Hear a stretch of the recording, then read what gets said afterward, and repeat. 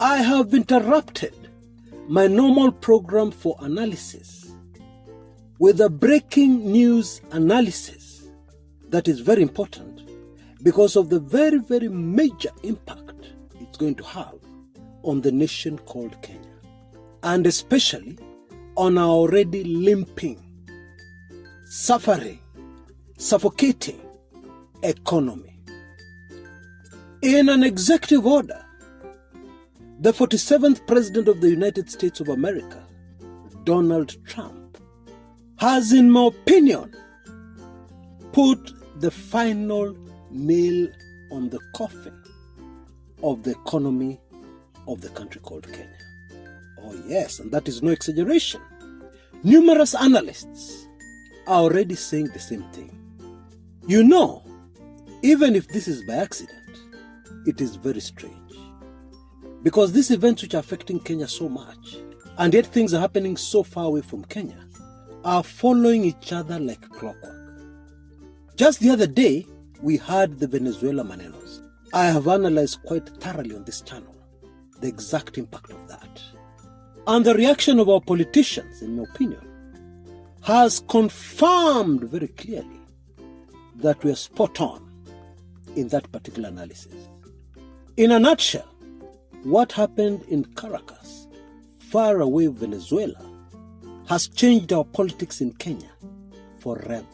And any keen observer can already see that very clearly, already unfolding right before our very eyes. And then now, almost immediately after, an executive order is signed that withdraws the US from 66 international organizations, most of them, if not all of them, relying very heavily on American support and dollars. All of a sudden, all that money is poof, gone. Bila kizungu mingi, what that means? Jobs gone, very good jobs. Suppliers of those companies, NGOs, in Gigiri for instance, all gone. Landlords who relied on tenants for rent, poof, gone. In a nutshell and bila exaggeration, what has really just happened here is that the entire Gigiri ecosystem gone. Kwisha maneno. Ay, ay, ay, ay, ay, ay, yeah. But it is very important that we all understand one thing very clearly. One thing and one thing alone. This thing is so major. Oh boy. This thing is so major that anyway, let us just start this show officially. Karibuni sana. Twende kazi.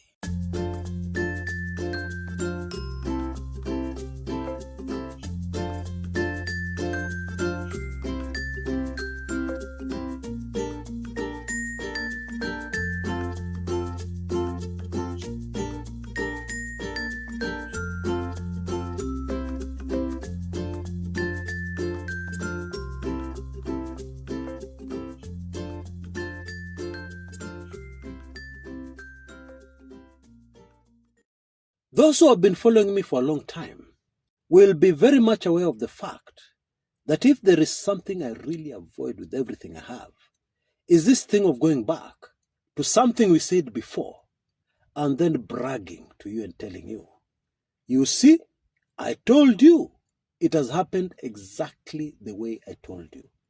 I really avoid that. And this is the way I look at it. Is there anybody who likes people coming back to them and telling them, you see, I told you. Maybe you didn't listen. Maybe you ignored me. But si nilikwambia, and it has happened. Nobody likes that. And so today I must start my video by apologizing from the bottom of my heart for doing this disgusting thing. I have really thought about it. But in the end, I have decided to go ahead with this only because I could not find any other better way or any other way close to this one of getting this message across very quickly and very accurately and in a very simple way so that we all understand and are on the same page. And also a way in which it is very interesting. It captures your attention. Doesn't bore you. Because the truth is, this particular topic can be very boring very quickly and can also be complex. Anyway, here goes. I have to start by first confessing that I was very shocked, very, very shocked, playing back this video that we did almost a year ago because of how accurately things have panned out. Despite the feedback I received from some, which was very discouraging. Chris, Trump is about America first. How does Kenya come in? How will Kenya be affected? Chris, stick to Kenyan politics. You know nothing about American politics. And I'm human. It got to me. And I said to myself, Chris, tuliza boli. But today as I played back to you, the emotion ruling me right now is fear. Fear of the one who got me here. The one who sent me into what I believe is my calling. Anyway, listen in. I'll be back. By the time you take in this video, if it pleases the Ancient of Days, the 47th President of the United States of America, Donald Trump, will have been sworn in. And his term would have officially started. Now we've already seen all the drama even before he was sworn in. Okay? But I want to draw your attention to the number 47. Now the number 47 is very significant spiritually. Okay? The Trump presidency is one of the most significant political developments worldwide in a very long time. Let's deal with that first. Now yesterday, somebody on our Telegram forum drew me into a discussion about the similarities between Donald Trump and another previous president of the United States, a very popular president, Ronald Reagan. Okay? And specifically, the impact of the Ronald Reagan presidency on the country called Kenya. Of course, you can see where they were going with this discussion. They were suggesting that I discuss the impact of the Trump presidency in Kenya and give examples of the Reagan presidency impact at that time. Reagan was president of the United States for 2 terms up to the year 1989. And they specifically mentioned a very important US envoy in the fight for a better Kenya, the late Smith Hempston. And they told me, Chris, you must do a video on this, because it was Reagan who appointed Smith Hempston. And look what Smith Hempston achieved in Kenya. He helped a great deal to bring the country into multi-party democracy. Well, that is true, except it is not factually correct to say that it was Ronald Reagan who appointed Smith Hempston. It wasn't. It was the person who succeeded Reagan, George Bush Sr. And maybe it was almost Reagan who appointed Hempston. You see, Bush came into power, with that wave of Ronald Reagan's popularity. Ronald Reagan was popular with Americans. So much so that Bush rode on that wave, as the man who would continue Ronald Reagan's policies, which in many ways were similar, because he was also America first, were very similar to the man in the White House now. And anyway, both of them are from the same party, the GOP. You know, in those days I used to specialize in American politics. And I followed the Reagan presidency very closely, including the Iran-Contra scandal and other controversial political events. And for a time I wondered, what is this GOP they keep on referring to? Yeah, I was reading an article in Time magazine at the time. GOP is Grand Old Party.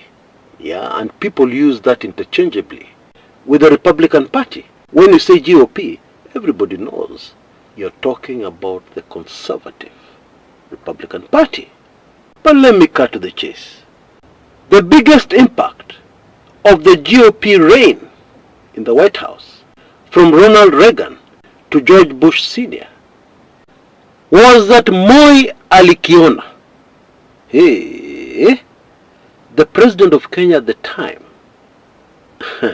went through some very rough waters.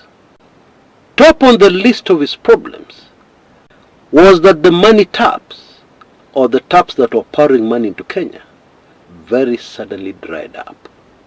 In those days, aid to Kenya, or the dwindling of it, dominated the news. Now, in my opinion, history is going to repeat itself, and I'm very sure that we're all very much aware of the fact that already the Ruto regime is cash strapped. So things are going to get worse.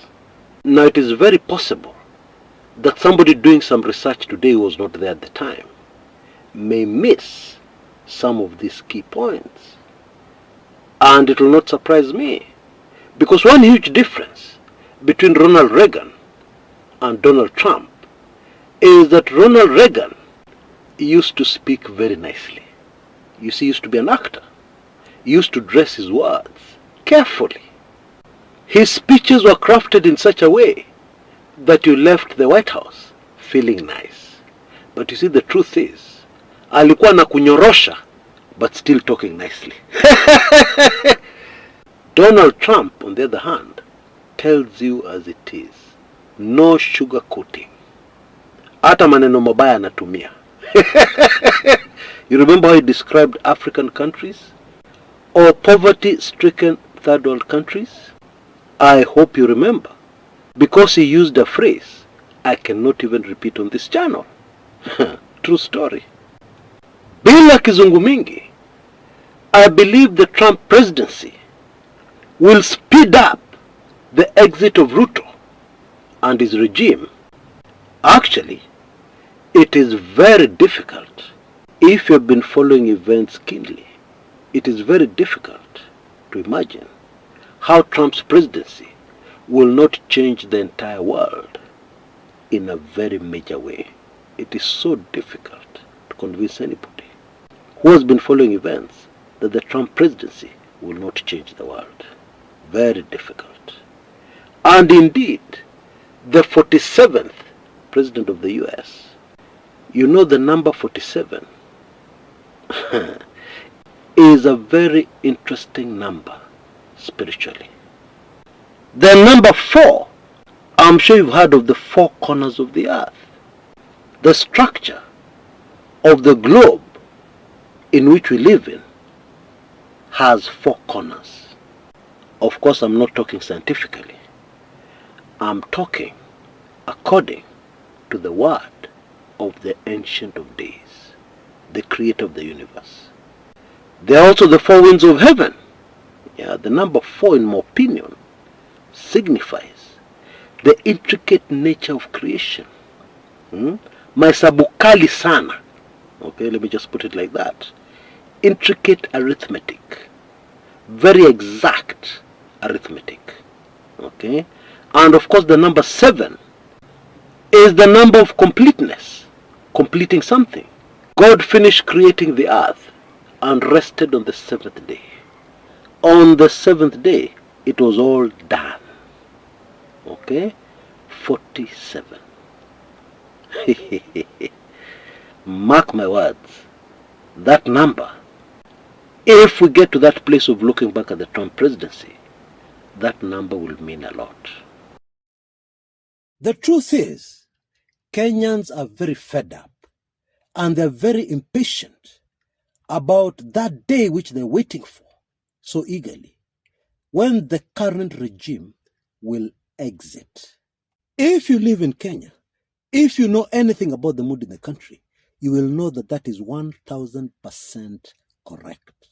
The truth and nothing but the truth. And what the impatient need to know is that from here, it is going to be all downhill. Money manenos have brought down too many regimes to count.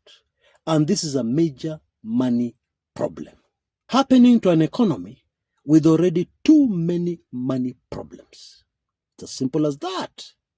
It is very difficult not to see how this is now just too much for the current regime. Because not only does one need to worry about being the next Venezuela, but now you need to worry very seriously about money. And I believe the bits and pieces I've just played you from a video I did almost a year ago are very clear, and they bring out this very clearly. Then it was a prediction, now it is the reality right before our eyes. All I can say is please tighten your seatbelt and brace yourself for impact. Now, very quickly before I go, we just have 24 hours only, no extensions, left on my latest offer, which is on my latest highly sensitive special report. By the way, I've received so many emails from many of you, as a reaction to this particular special report on the Njirongo Manenos. And most of the reaction is shock and sadness. Very serious shock. And so if you have still not taken it in, please find a way to get your hands on this special report.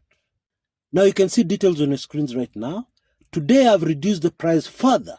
You only need Kenya shillings 2,999 to get your hands on this valuable special report. You can see the details on your screens right now. Please move with speed. 24 hours and counting. Today, I'm also offering access to the golden key for 1 whole year, 12 months, for only Kenya shillings 3,999 only. For you to have full access to everything and anything that is Kumekucha, from ebooks, weekly intelligence briefings, and especially all previous special reports. Very valuable information, and indeed a lot of them are very predictive, like the clip I've just played for you today. Details on your screen. I'm sure you've been seeing them. And then, this is the absolute final call for the opportunity to get a permanent, forever golden key. Only Kenya shillings 4,500. Only.